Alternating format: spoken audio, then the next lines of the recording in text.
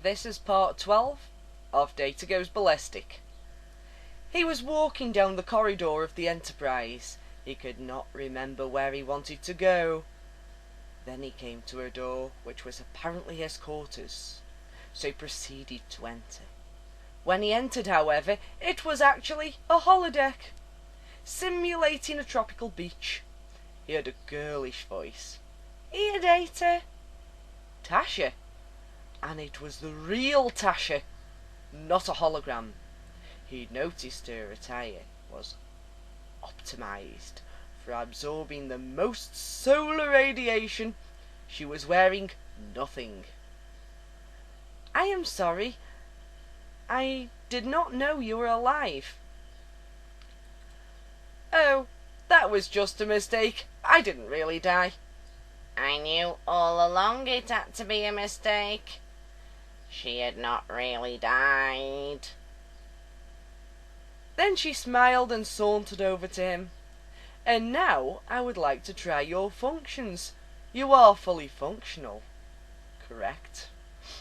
Data found himself becoming extremely aroused. "Yes, I am fully functional. I'm programmed in multiple..." She kissed him then, and he responded involuntarily. Techniques. He found, however, that the love-making process did not require him to consciously run any of his pleasuring programs. It all seemed to happen without thought. From the moment she started to remove his uniform until they both lay satisfied on the sand, the whole experience had a fuzzy unreality to it as well. Data found he could not remember any details of the experience. However, I knew that it had been, what was the word? Enjoyable. Enjoyable, an unknown experience for him. But now it was an emotion he thought he could understand. But why could he not remember exactly what happened? He thought he might need to perform a level 3 self-diagnostic later. But now he only relaxed under her touch as she stroked his hair gently. He thought he was happy. Yes. Happy he had received and given pleasure. Then he looked around and noticed they were on Tasha's bunk. "That was wonderful, Data," she sighed. "What else can you do?" "Never mind, I'm sure I'll find out later." Did that mean Tasha liked him? He felt that humans never wanted to be close to him. Maybe they were afraid, but Tasha had implied they would see each other again. Data was very self-confident in matters of romance. Nevertheless, he managed enough courage to say, "There is a concert in 10 Forward tonight. Would you like to attend with me?" Data, waiting in an emotional state as a fragile glass goblet, watched as Tasha's face changed from relaxed and happy to an expression of disgust. "Why would I want to be seen in public with you, you awful robot?" She smiled wickedly as an idea hit her. "Ooh, you probably think I like you or something." She started to laugh uproariously. "Don't you know?" She beckoned to someone in the other room. "He doesn't know! Ha ha! He thought I liked him!" Several members of the crew entered the room, but Data somehow could not remember their names. Ha ha! "He didn't know I was just curious about his techniques. They're pretty decent too, but yuck to associate with him. Ha ha! Too bad you won't fit in the drawer with my other dildos. You just have to get back to your quarters." Data was so surprised he forgot to breathe. His operating temperature rose dramatically, and he felt his face grow hot. Was this rage? He was at a loss as to what to do, but an urge began to grow in his mind, grew in amplitude until he could almost feel it pounding against his skull. His left hand shot towards Tasha, who was doubled over with laughter now.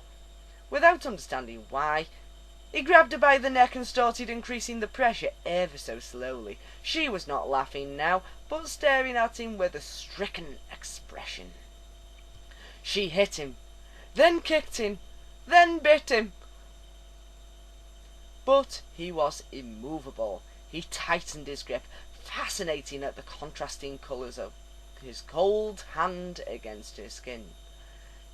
Tasha started to turn an unhealthy blue-grey. He squeezed tighter. She became unconscious. He squeezed tighter. He heard various tissues in her neck snap. He squeezed tighter, sobbing softly as if all the rage was channeled towards her limp body. Then, with a fabulous relief, he swung his arm as hard as he could, throwing her against the wall with a sharp crack of breaking bone, then picked up her corpse and throwing it against the wall again, absolutely as hard as he could, causing cracks to appear in the bulkhead. A surge of emotional release rushed through him as he kicked her lifeless form again and again. Then, frustrated that he could only kill her once, he collapsed onto her bunk. How could she betray me like that? She had it coming. As he lay motionless, the feeling vindication slowly turned into an overwhelming guilt, then despair. He began to cry piteously, sobbing for some time, until he felt himself in a dark place where everything was flat, all emotions calmed. He had accepted his fate now. He would go quietly when they came to disassemble him. That was his emotional state when he looked up to see Dr. Ballistic looming before him. Data, you know you've always had emotions, even before you installed the emotion chip. I was the only one who noticed, Data, you had a circuit for bruised feelings. And I knew you had loved Sarjenka, but you weren't satisfied. You denied them, and so did everyone else, I'm afraid. How many times did you tell people you had no emotions? Did you know it was a lie each time, or did you eventually brainwash yourself into believing it? It's a shame. Look at what the upgrade has done to you. The more she talked, the more agitated she became. No, I did not have emotions. I did not. Your emotions weren't like humans. You thought they weren't good enough, weren't valid. They weren't overwhelming to you. You could ignore them, pretending they didn't exist. I don't know why you did, but you did. Data felt a wave of vertigo as he seemed to twist around. And he saw the faces of several people float past. Sarjenka, Sima Kolrami, Kives Fajo, Tasha Yar, Tasha, Geordie, Maddox, his parents, even Law smiling at him. You may ever learn to understand your evil brother, to forgive him. Ballistic's visage assaulted Data again. But it's too late for you now, Data. Nothing you can do will make matters right. Goodbye, Data.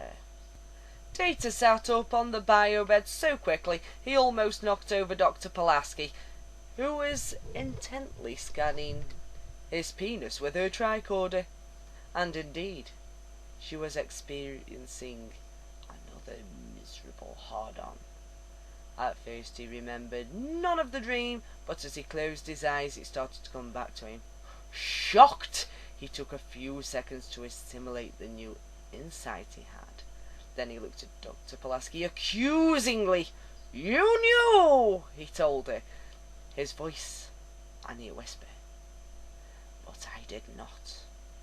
You knew, but I did not. Why did you not explain it to me then? All of this could have been avoided! He almost cried, but he would not in front of Dr. Ballistic and Dr. Seller. Dr. Ballistic looked confused, Dr. Seller bored as usual, as Data's hand slowly made its way to Ballistic's neck, caressing it gently. Data watched their hand, as if he were not in control of his actions for a moment, until the sickbay comm system chirped, making him abruptly draw back, shocking him back into control. Dr. Pulaski and security team Alpha to holodeck 2. Pulaski acknowledged, but could not seem to tear her eyes from Data for a long moment. When she finally made it to the door, Data's badge chirped. "Mr. Data, report to the captain's ready room."